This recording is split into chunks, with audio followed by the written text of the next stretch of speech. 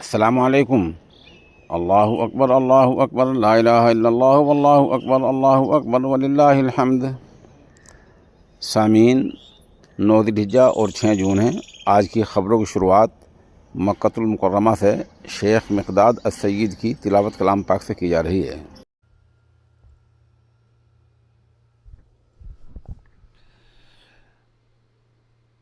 अऊज़ु बिल्लाहि मिनश शैतानिर रजीम। इन्नल्लज़ीना कफ़रू व यसुद्दून अन सबीलिल्लाहि वल्मस्जिदिल हराम الذي جعلناه للناس سواء العاكف فيه والباد ومن يرد فيه بإلحاد بظلم نذقه من عذاب أليم. وإذ بوأنا لإبراهيم مكان البيت ألا تشرك بي شيئا وطهر بيتي للطائفين والقائمين والركع السجود. وأذن في الناس بالحج يأتوك رجالا وعلى كل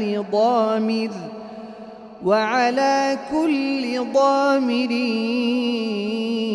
يأتين من كل فج عميق ليشهدوا منافع لهم ويذكروا اسم الله في أيام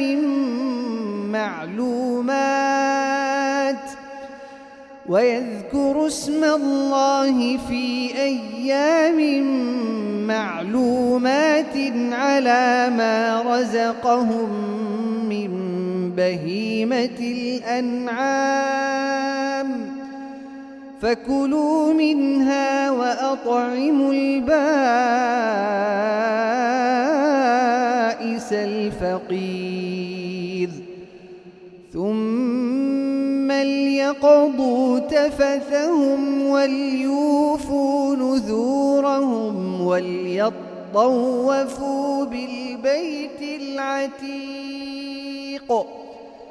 ذلك ومن يعظم حرمات الله فهو خير له عند ربه. وأحلت لكم الأنعام إلا ما يتلى عليكم فاجتنبوا الرجس من الأوثان واجتنبوا قول الزور حنفاء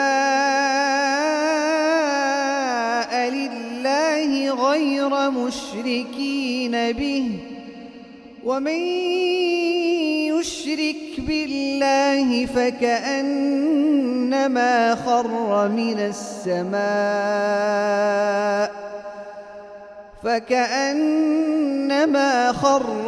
السماء فتخطفه الطير أو تهوي به الريح في مكان سحيق. ذلك ومن يعظم شعائر الله فإنها من تقوى القلوب. لكم فيها منافع إلى أجل مسمى ثم محلها إلى البيت العتيق. ولكل أمة جعلنا منسكا ليذكروا اسم الله على ما رزقهم من بهيمة الأنعام ليذكروا اسم الله على ما رزقهم من بهيمة الأنعام فإلهكم إله واحد فله أسلموا وبشر المخبتين الذين إذا ذكر الله وجلت قلوبهم والصابرين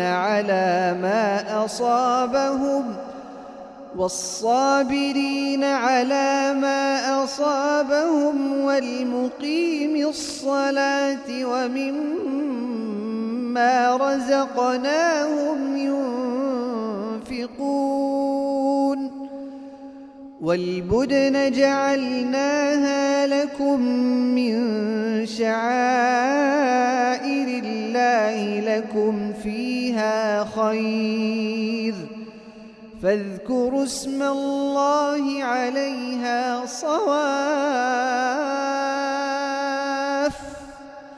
فإذا وجبت جنوبها فكلوا منها وأطعموا القانع والمعتر كذلك سخرناها لكم لعلكم تشكرون لن ينال الله لحومها ولا دماؤها